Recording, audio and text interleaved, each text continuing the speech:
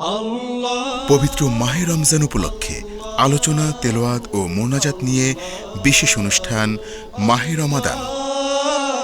দর্শক মণ্ডলী, রমাদান মাস, এই মাসটি তো আমল দিয়ে সাজানোর মাস, এই মাসটি রবের প্রিয় হওয়ার মাস, এই মাসটি গুনাহ মাফের মাস। আউযু বিল্লাহি মিনাশ শাইতানির রাজীম। এরা সবরকারী, সত্যনিষ্ঠ, অনুগত ও দানশীল। আমরা বলি যে সেহরি শব্দটাকে সেহরি বলাটা যুক্তিসঙ্গত নাকি সাহরি বলাটা সুন্দর? আসলে কোনটা? সাহর শব্দটা হবে সাহরি। বাংলায় যেহেতু আমরা বাঙালি, এই জন্য আমরা সেহরি শব্দটা ব্যবহার করি। কিন্তু যেহেতু আল্লাহ তাআলা কোরআনের ভিতর সুস্পষ্ট করে দিয়েছেন, সুতরাং উত্তম হচ্ছে সাহরি বলা। সেহরি শব্দটা কিন্তু অনেক সময় জাদুর দিকে চলে যায়।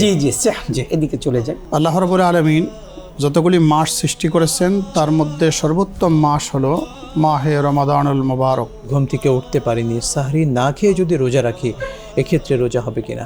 যদি রমাদান মাসে কেউ উঠতে না পারে আর সাহারি খেতে না পারে আর সে যদি রোজা রাখে, তার রোজা হবে। সাহারি খাওয়া সুন্নত।